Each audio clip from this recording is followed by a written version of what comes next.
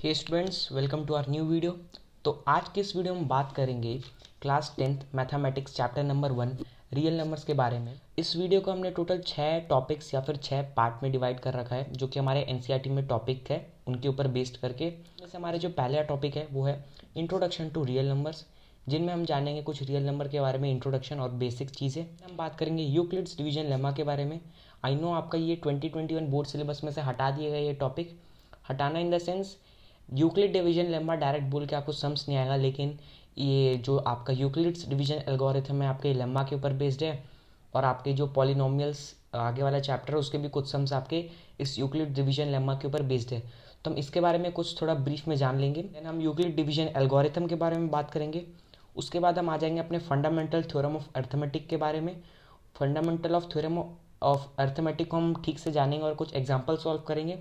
Then rational numbers and their decimal expansion के बारे में जानेंगे। और फिर आ जाता है हमारा लास्ट टॉपिक, जो कि है इरेशनल नंबर्स। इरेशनल नंबर्स और उसके थ्योरम के बारे में प्रूफ करेंगे और कुछ एग्जांपल्स सॉल्व करेंगे। So let's start.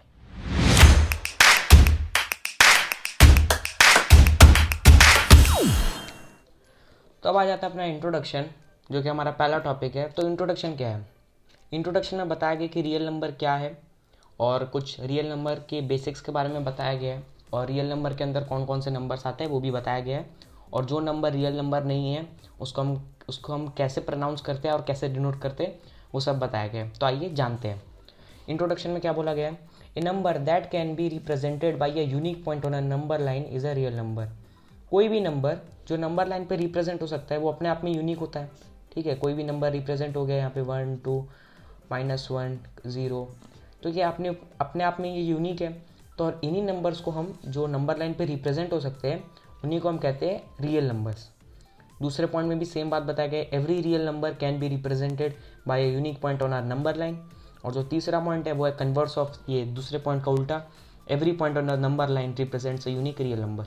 कोई भी पॉइंट नंबर लाइन पे एक रियल नंबर ये रिप्रेजेंट करता है। ठीक, तो अब जानते हैं कुछ नंबर्स के बारे में, जिनमें हमारा पहला है नेचुरल नंबर्स। तो नेचुरल नंबर्स वो नंबर्स होते हैं जैसे 1 2 3 4 5 टिल इन्फानाइट। जो भी नंबर्स है वो नेचुरल नंबर्स हो गए, पॉजिटिव नंबर्स, पॉजिटिव इंटीजर्स कह सकते हैं।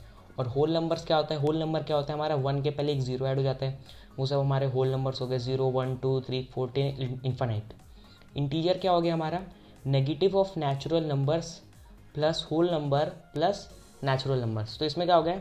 नेगेटिव नंबर्स भी आ जाते हैं हमारे, negative minus infinite to -2 -1 0 then 1 2 3।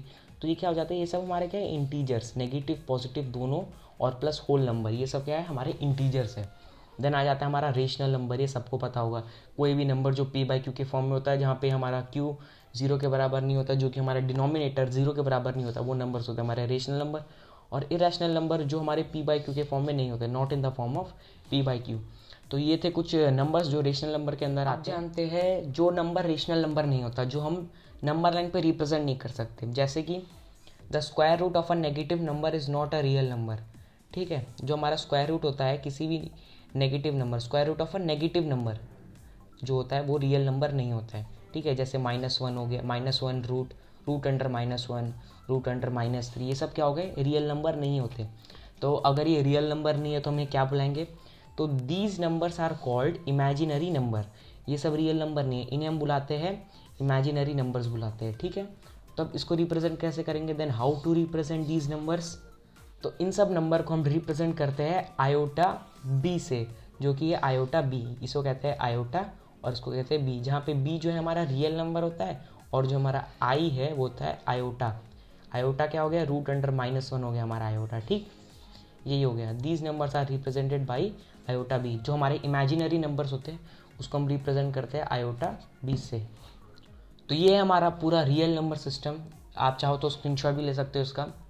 इसमें बताया गया है natural numbers 1 2 3, then whole numbers में 0 ऐड हो गया इसमें, देन नेगेटिव इंटीजर्स में माइनस इन्फाइनाइट -1 प्लस इसका होल नंबर हो गया, ये सब इंटीजर्स हो गए। देन हमारा फिर रेशनल नंबर आ गया जो p/q के फॉर्म में है। ठीक, जहाँ पे q is not equals to 0।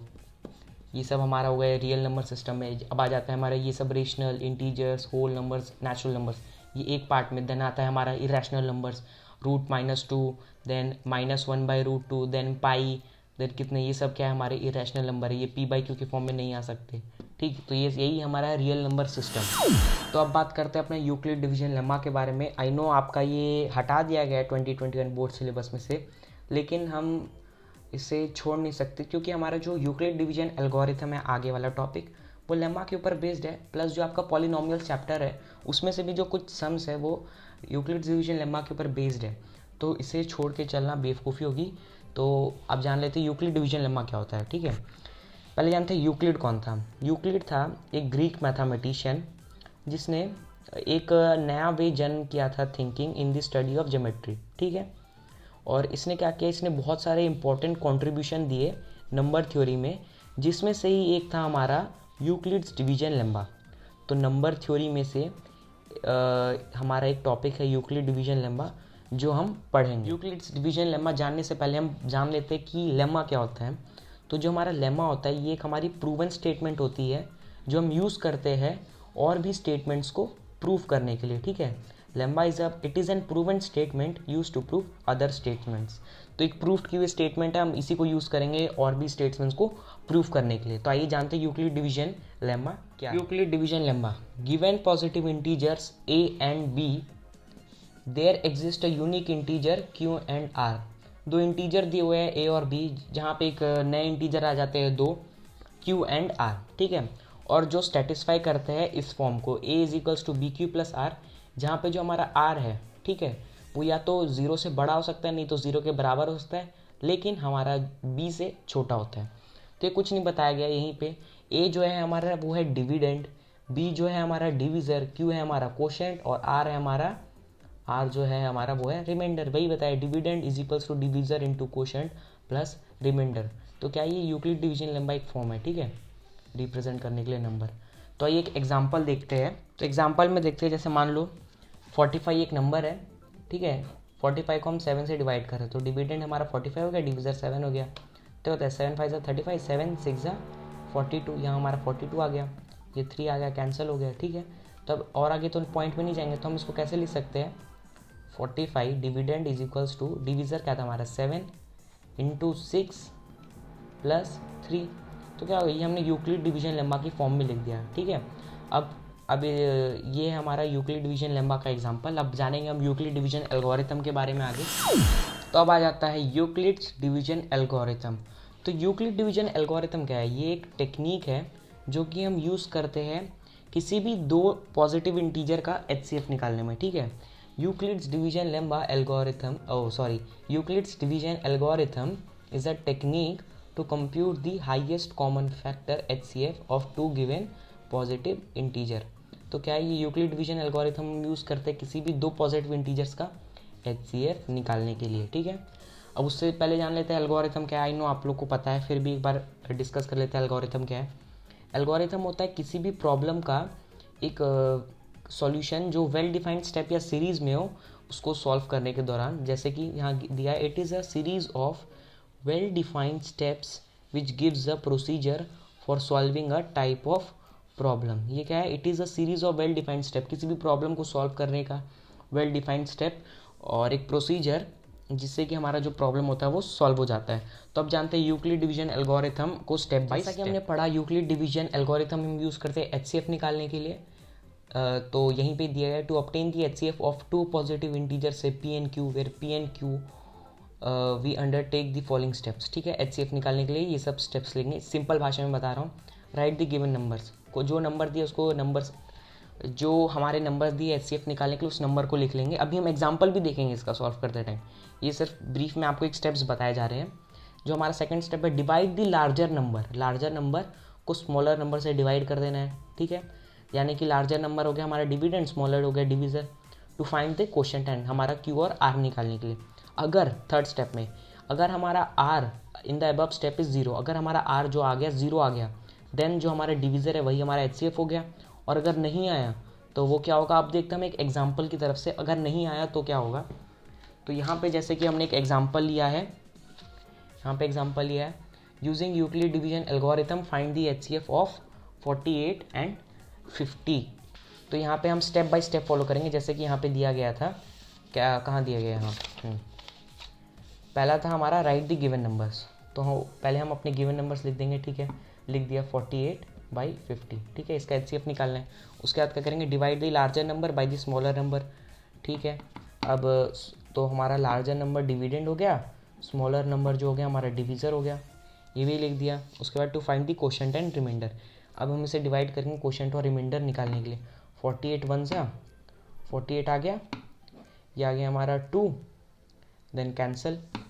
Then अब अगर हमारा यहाँ पे तो क्या थर्ड स्टेप में क्या गया, if r is in the above step is 0 then the divisor is HCF, लेकिन हमारा रिमाइंडर तो HCF 0 नहीं आया, तो 48 कैसे हो सकता है HCF।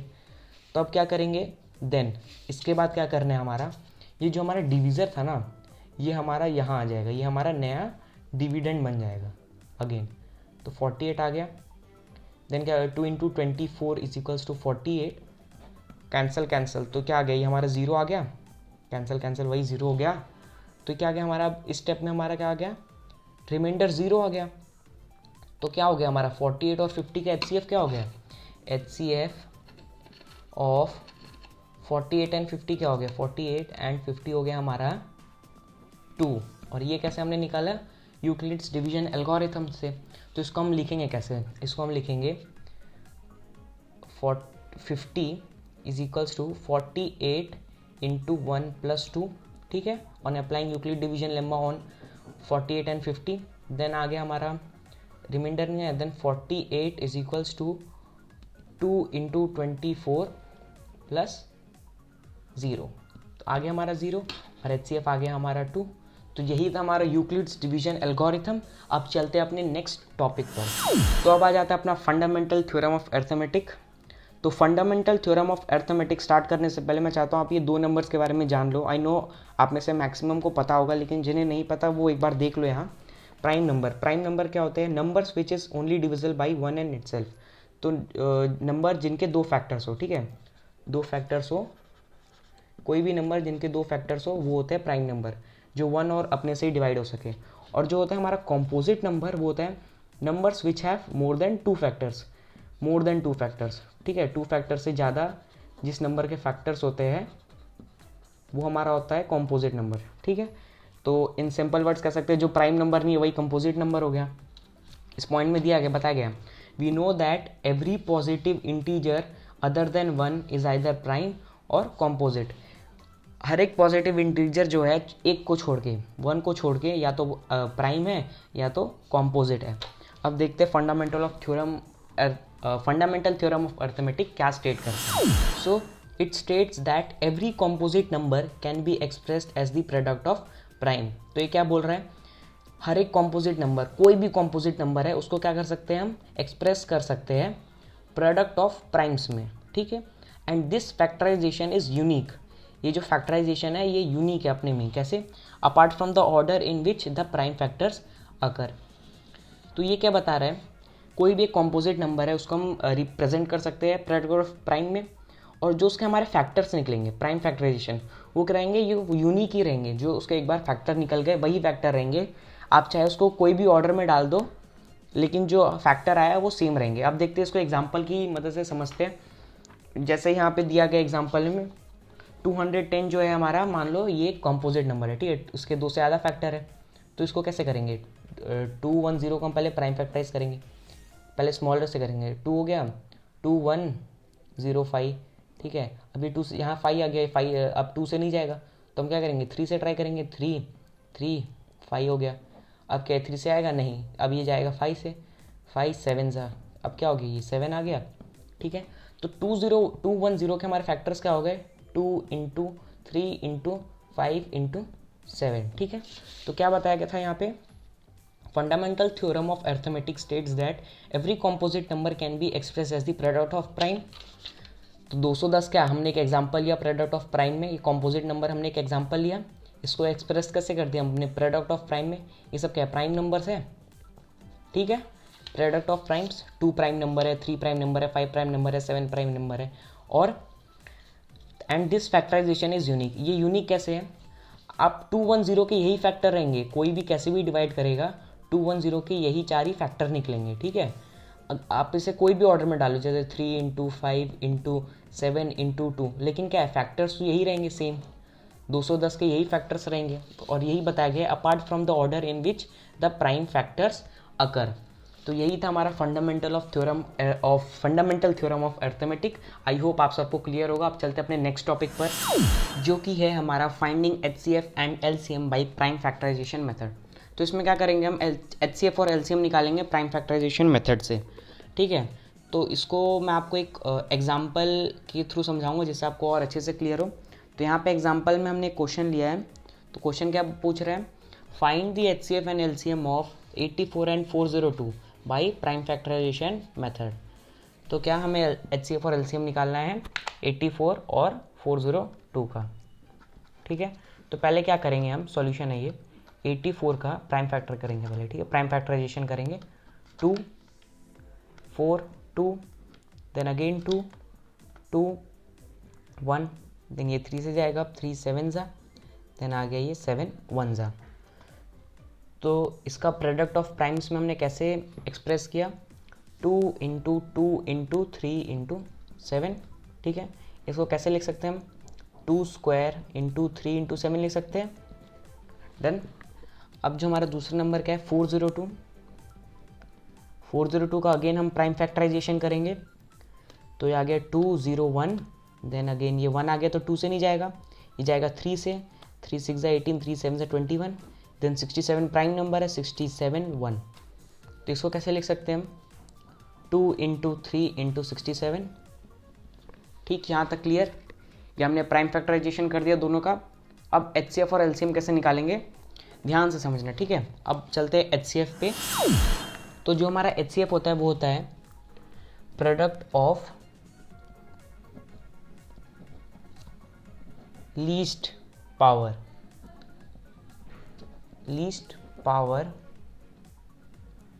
Of all common factors. Common factors यहाँ पे मतलब जो हमारे दो नंबर्स थे HCF, जैसे मान लो यहाँ 2 नंबर के निकाल रहे हैं हम A और B के, तो उन दोनों के जो प्रोडक्ट ऑफ प्राइम थे उनमें से जो कॉमन फैक्टर होगा उनका जो लीस्ट पावर होता है वो होता है HCF, ठीक है। तो अब समझते हैं LCM के बारे में। LCM ध्यान से समझना, ये होता है प्रोडक्ट ऑफ हाईएस्ट पावर, ठीक है। Product of highest power of all prime factors. यहाँ पे कॉमन नहीं, यहाँ पे ऑल प्राइम फैक्टर्स, जितने भी प्राइम फैक्टर है दोनों नंबर में जो हमने निकाले थे, जैसे यहाँ पे कोई भी नंबर है ए और बी, जितने भी प्राइम फैक्टर्स है, ठीक है, जितने भी prime factors involve in the number, उनके हाईएस्ट फैक्टर को लेते हैं हम, prime factors involve in the number, involve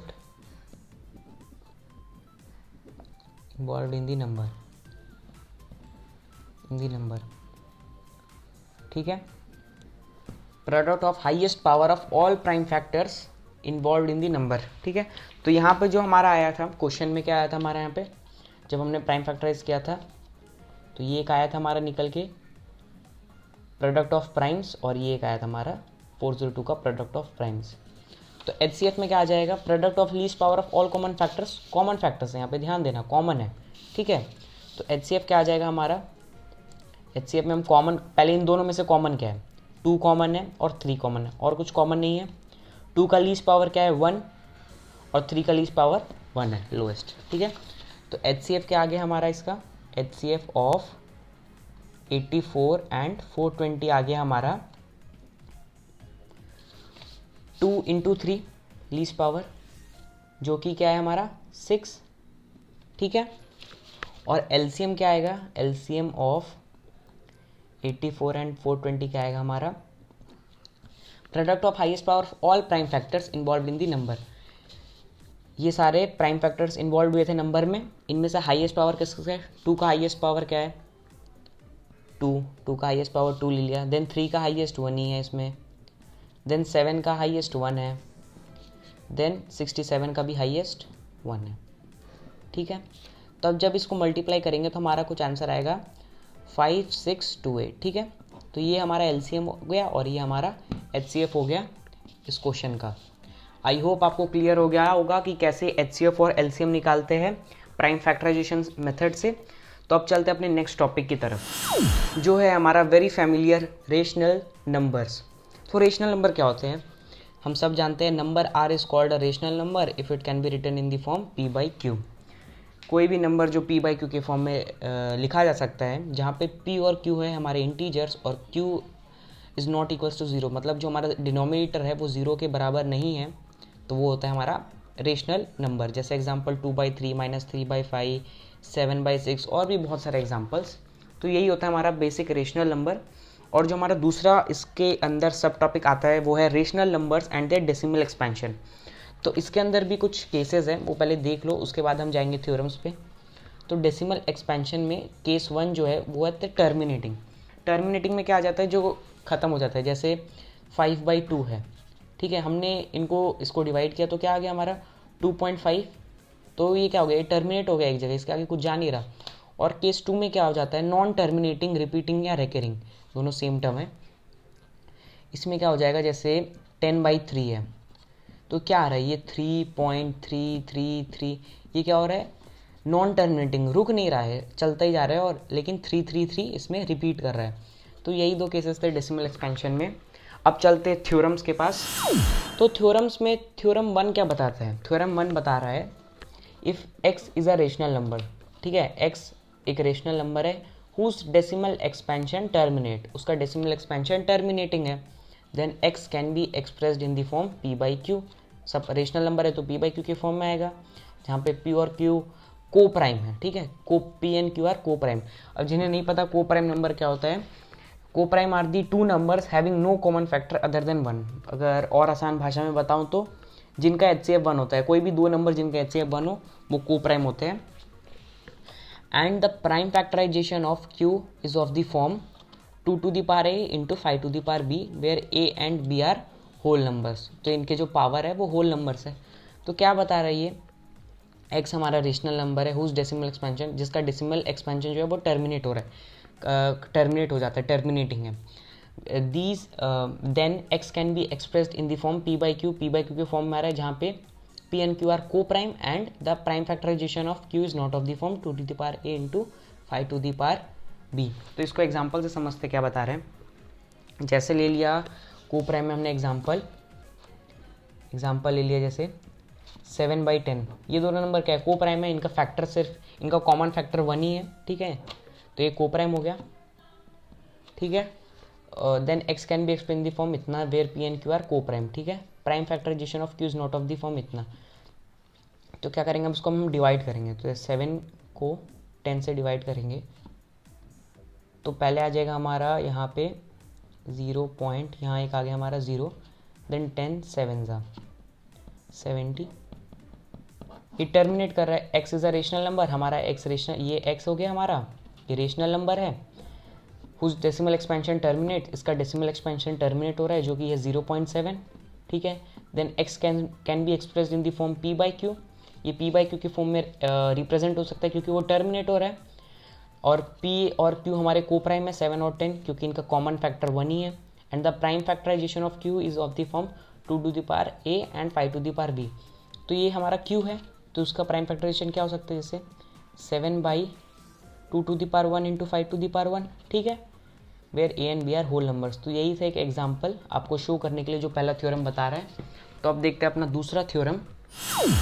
तो दूसरा थ्योरम बता रहा है if x is equals to P/Q is a rational number where P and Q are co-prime and Q is not equals to 0 such that the prime factorization of Q is of the form 2⁴A where A and B are whole numbers, then x has a terminating decimal expansion।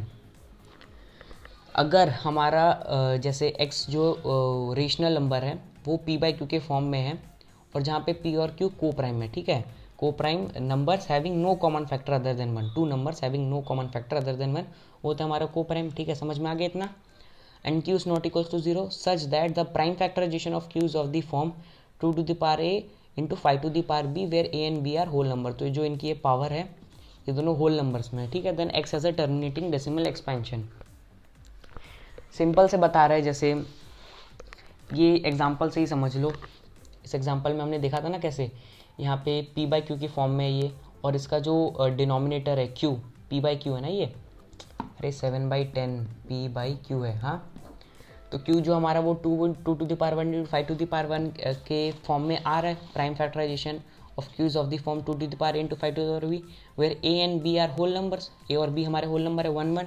Then x has a terminating decimal expansion, वही है इसका converse उल्टा। तो जो हमारा x है वो terminating decimal expansion है।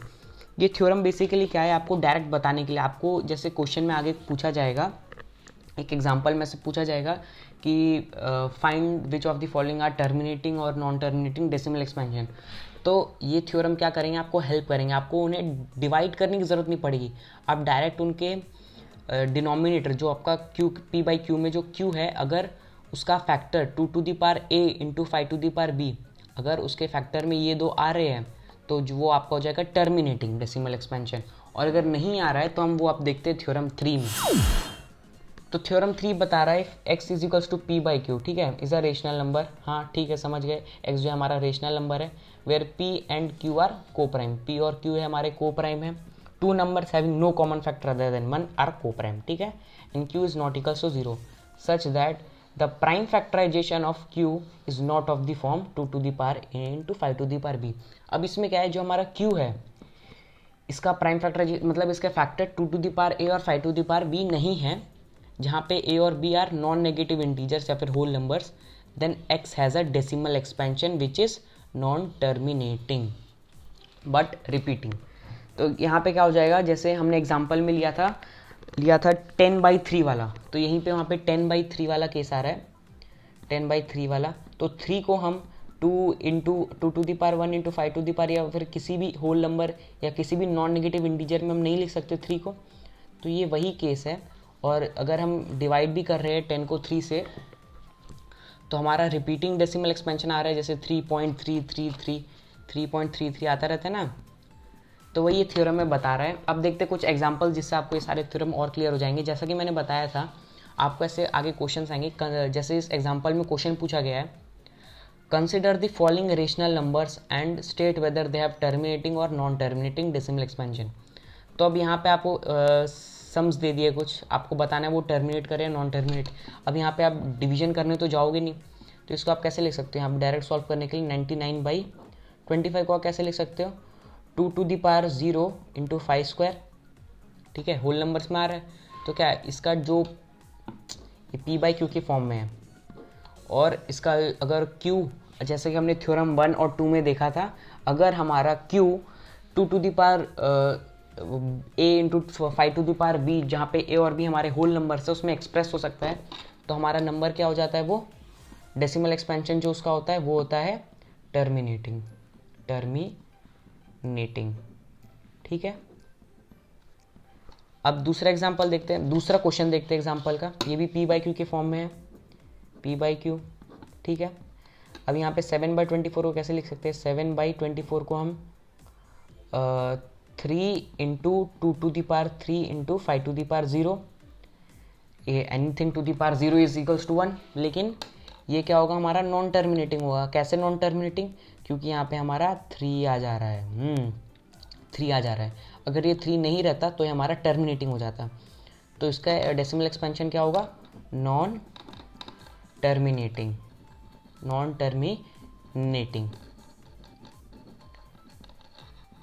अब तीसरा मतलब तीसरा सम्स पहले एग्जांपल का 27/180, ये भी p बाई क्यू के फॉर्म में है।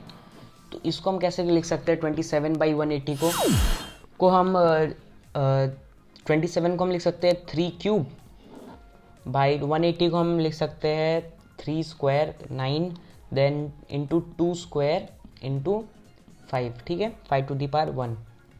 तो ये क्या हो जाएगा, 3 2 और ये कैंसिल हो जाएगा, तो ये यहाँ पे क्या हो जाएगा 3/2 square into 5 to the power 1। Laws of indices use करके 3 हमारा कैंसिल हो गया नीचे। तो क्या हो रहा है, हमारा ये जो q का फॉर्म है वो 2 to the power a into 5 to the power b, where a and b are whole numbers, उसमें एक्सप्रेस हो रहा है। तो ये क्या हो गया हमारा टर्मिनेटिंग डेसिमल एक्सपेंशन हो गया। Terminating decimal expansion. तो जैसा कि हमने फर्स्ट, सेकंड और थर्ड थ्योरम में देखा कि विदाउट एक्चुअल डिवीजन हम सम्स को उसके डिनोमिनेटर को देख के ही बता सकते हैं कि उसका डेसिमल एक्सपेंशन टर्मिनेटिंग है या नॉन टर्मिनेटिंग। आई होप आपको ये क्लियर होगा टॉपिक। अब चलते अपने लास्ट टॉपिक की तरफ, जो कि है इरेशनल नंबर। इरेशनल नंबर, इससे भी हम काफ़ी फेमिलियर है। ये टर्म हमने 9th में भी बहुत बार सुना था, पढ़ा था, लेकिन इरेशनलिटी किसी भी नंबर की प्रूफ कैसे करते हैं वो नहीं देखा था। तो इस टॉपिक में हम वही देखेंगे। तो पहले जानते हैं रैशनल नंबर क्या होते हैं। जो रेशनल नंबर नहीं होते वही इरेशनल नंबर होते हैं। यहाँ पे जैसे दिया गया है, a number is called irrational if it cannot be written in the form p by q where p and q are integers and q is not equals to 0। ठीक है, जैसे एग्जांपल √2, पाई, √3, ये सब क्या होगा, ये सब इरेशनल नंबर्स है। ये p by q की फॉर्म में नहीं आ सकते। ठीक है, और in other words irrational number is non terminating. ये टर्मिनेट नहीं हो सकता, ये नॉन टर्मिनेटिंग है और नॉन रिपीटिंग। इसके जो डेसिमल पॉइंट के बाद वैल्यूज आते हैं वो नॉन रिपीटिंग होते हैं, जैसे 1.51, 2, 3, 7, कुछ भी रैंडम ऐसे रिपीट नहीं कर रहे, मतलब डेसिमल पॉइंट का जो भी नंबर है वो रिपीट नहीं कर रहे, वो नॉन रिपीटिंग डेसिमल नंबर है। तो यही होता है हमारा इरेशनल नंबर। अब देखते हैं इसके कुछ थ्योरम्स। तो हमारा पहला थ्योरम बता रहा है, if p is a prime number, p हमारा प्राइम नंबर है, then root p is irrational. ठीक है, if p is a prime number then root p is irrational. तो इसको हमें प्रूफ करना है। इसको हम प्रूफ कैसे करेंगे, इसको हम प्रूफ बाय कॉन्ट्राडिक्शन मेथड से करेंगे। कॉन्ट्राडिक्शन मेथड मतलब एक उल्टा मेथड। जैसे कॉन्ट्राडिक्शन मेथड में हम एक एग्जम्पशन लेंगे और एंड में जाके वही एग्जम्पशन हमारा गलत हो जाएगा, तो वही हमारा कॉन्ट्राडिक्शन मेथड है इसमें। ठीक है, तो प्रूफ 1 में हम पहला स्टेप जो है, पहला स्टेप क्या बता रहा है, let p be a prime number and let's assume root p is rational. हमने p को एक प्राइम नहीं लिया, हम पहले वाले थ्योरम को प्रूफ कर रहे हैं, इसको प्रूफ। ठीक है, ये हमारा प्रूफ है इस थ्योरम का। If p is a prime number then root p is irrational को हम अभी प्रूफ कर रहे हैं नीचे। तो let p be a prime number and let's assume root p is rational. ध्यान से समझना, p एक हमारा प्राइम नंबर हो गया और हमने एज्यूम किया कि जो रूट p है इज रेशनल। हालांकि रूट p इरेशनल है, लेकिन यहाँ पे हमने एज्यूम किया है, एजम्पशन है। ठीक है, तो अगर ये रेशनल है रूट p, तो क्या होगा, ये p by q या फिर m by n, जहाँ पे n is not equals to 0। ठीक है, and m and n are coprime वही हो गए, two numbers having no common factor other than 1। ठीक है, जिनका दो नंबर जिनके कॉमन फैक्टर सिर्फ 1 ही है। ठीक है, ये आ गया। अब थर्ड स्टेप में क्या करेंगे हम, squaring on both sides, both side के यहाँ स्क्वायर करेंगे। तो यहाँ स्क्वायर किया हमने, यहाँ स्क्वायर किया, तो क्या आ गया हमारा p, रूट हट गया, m² अब क्या करेंगे हम, moving n² to p, n को क्या करेंगे हम p के तरफ ले जाएंगे। तो क्या हो गया, ये pn² is equals to m², ये हमारी इक्वेशन 1 हो गई। ठीक है, दिस इज इक्वेशन 1। अब ये क्या बता रहा है, p divides m², so p divides m also. Simple सी बात है, अगर p m² को डिवाइड कर रहा है तो p m को भी डिवाइड करेगा। ठीक है, ये हमारी सेकेंड इक्वेशन बन गई। तो फोर्थ स्टेप में क्या कह रहा है, so we can write m is equals to p by p q. तो m को हम पी क्यू लिख रहे हैं फॉर सम इंटीजर q, कोई भी इंटीजर q लेके। ठीक है, कोई भी इंटीजर q है। अब क्या कर रहे हैं, m की जो वैल्यू है, now putting m is equals to p q in equation 1। जो हमारी इक्वेशन 1 आई थी उसमें m की वैल्यू पे हम पी क्यू को पुट कर रहे हैं। तो यहाँ पे पी क्यू है, यहाँ पे m² है इक्वेशन 1 में। तो ये क्या हो गया, pn² is equals to p² q²। P q को हमने इसमें पुट किया, यहाँ पे m² था, p² q²। तो यहाँ पे क्या आ गया, n² is equals to p² q² by p। ठीक है, p इधर आ गया डिवाइड में, तो क्या p कैंसिल हो गया हमारा, तो यहाँ इस सिंगल p बचा, लॉज ऑफ इंडिसेस। तो इसमें क्या आ गया, n² is equals to pq²। तो अब ये क्या स्टेट कर रहा है हमारा, p डिवाइड्स n² ऑल्सो, सो p डिवाइड्स n ऑल्सो। अगर p हमारा n² डिवाइड कर रहा है तो p n भी डिवाइड करेगा। ठीक है, ये हमारी थर्ड इक्वेशन बन गई 10। अब इससे क्या स्टेट हो रहा है फिफ्थ स्टेप में, 10 p is a common factor of m and n। जो p है वो कॉमन फैक्टर है m और n का। So this contradicts the fact m and m are coprime. तो कोप्राइम क्या होता है, numbers having no common factor other than 1, लेकिन यहाँ पे हमारा p कॉमन फैक्टर आ रहा है 1 के अलावा। तो यहाँ पे क्या हो रहा है, एजम्पशन जो हमने ली थी वो रॉन्ग थी, hence root p is irrational. तो आई नो आपको उतना क्लियर नहीं होगा, अभी हम एक आगे एग्जाम्पल या फिर एक सम्स लेंगे जिससे आपको और भी ज़्यादा क्लियर हो जाएगा। तो चलते अपने एग्जाम्पल की तरफ। तो पिछले वाले थ्योरम के ऊपर बेस्ड ही करके हम इस एग्जाम्पल को सॉल्व करेंगे। अब जिन्हें थ्योरम समझ आ गया होगा उनके लिए बहुत ही ईजी हो जाएगा, लेकिन जिन्हें नहीं आया वो ध्यान से समझना। जैसे कि हमने पिछले वाले थ्योरम में स्टेप बाय स्टेप सॉल्व किया था, हम उसी स्टेप्स को लेके इस एग्जाम्पल को सॉल्व करेंगे, ठीक है। तो यहाँ पे क्वेश्चन क्या दिया गया है, prove that root 5 is irrational, ठीक है। यहाँ पे हमें प्रूव करना है कि रूट 5 जो है वो इरेशनल है। हाँ, तो यहाँ पे हम क्या एज्यूम कर रहे हैं, let us assume that root 5 is rational. यहाँ पे एज्यूम करते हैं, let us assume root 5 is rational, ठीक है।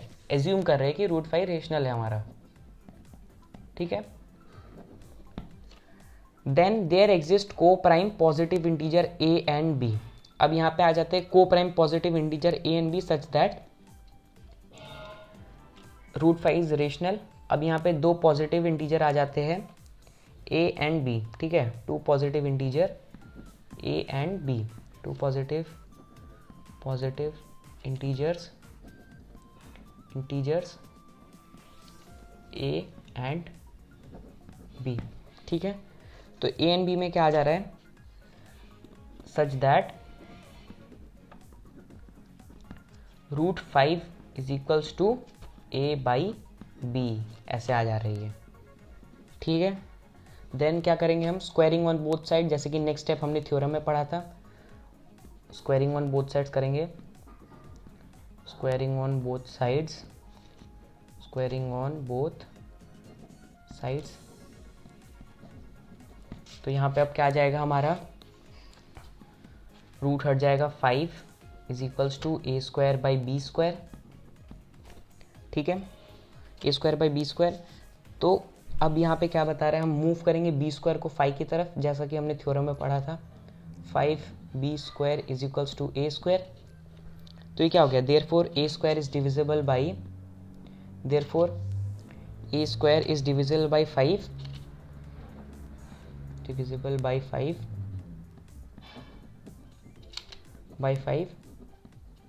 ए स्क्वायर अगर डिविजिबल बाई 5 है तो ए भी डिविजिबल बाई 5 ही होगा।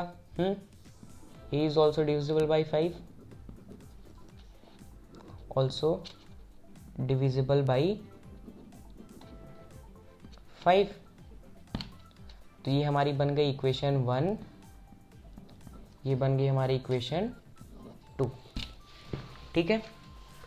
अब क्या लेते हैं, so we can write a is equals to 5r, कोई भी, जैसे मान लेते हैं अब यहाँ पे a को हम 5r लिख रहे हैं, ठीक है, और फॉर सम इंटीजर r, कोई भी इंटीजर r है, ठीक है, for some integer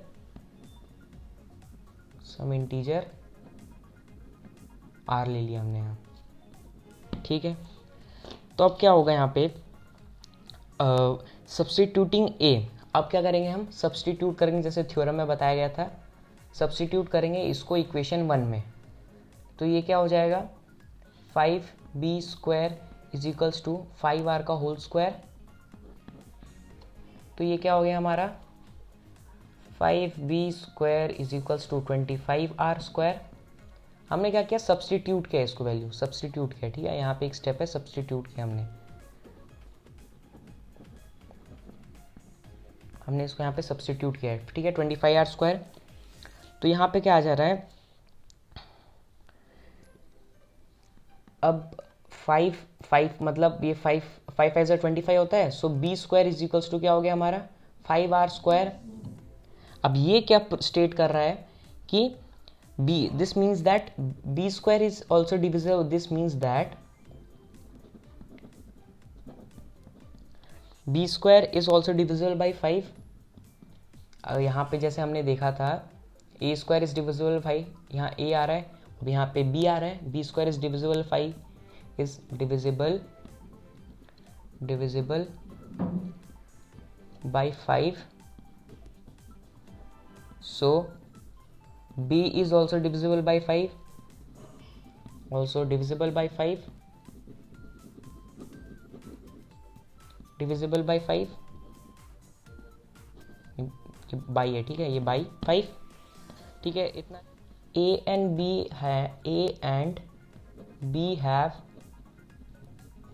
at least one common prime factor, at least one common prime factor, ठीक है, one common prime factor that is 5, ठीक है, that is 5, but this contradicts the fact that a and b are coprime. तो हमने क्या लिया था ऊपर assumption, let us assume root 5 is rational and two positive integer a and b such that, जहाँ पे ए और बी जो थे हमारे वो को प्राइम नंबर थे, को प्राइम नंबर हमने लिए थे, लेकिन यहाँ पे फैक्टर 5 आ गया, तो क्या आ गया, our assumption is wrong, so our assumption is wrong, so our assumption is wrong. जो ए और बी हमने को प्राइम एजम किया था, एजम्पशन में एज्यूम किया था ए और बी हमारे को प्राइम में, वो रॉन्ग आ गया, तो क्या हो गया, hence root 5 is irrational, hence root 5 is irrational. तो जैसा कि हमारे क्वेश्चन में कहा गया था, prove that root 5 is irrational, हमने थ्योरम की मदद से 1 by 1 उसको फॉलो करके इस क्वेश्चन को इरेशनल प्रूफ कर दिया रूट 5 को। सो यही था हमारा इस चैप्टर रियल नंबर्स में। तो हमने इस चैप्टर में इंट्रोडक्शन टू रियल नंबर्स पढ़ा, यूक्लिड डिवीजन लेमा पढ़ा, यूक्लिड डिवीजन एल्गोरिथम पढ़ा, फंडामेंटल थ्योरम ऑफ अरिथमेटिक जाना, रेशनल नंबर्स के बारे में पढ़ा और इरेशनल नंबर्स के बारे में पढ़ा। सो अगर आपको ये चैप्टर समझ आया हो तो वीडियो को लाइक करना, और चैनल पे नए हो और एक स्टूडेंट हो 10th क्लास के जो कि CBSE बोर्ड्स एग्ज़ाम देने वाले हो 2021 में, तो इस चैनल को ज़रूर से सब्सक्राइब करना। So thanks for watching.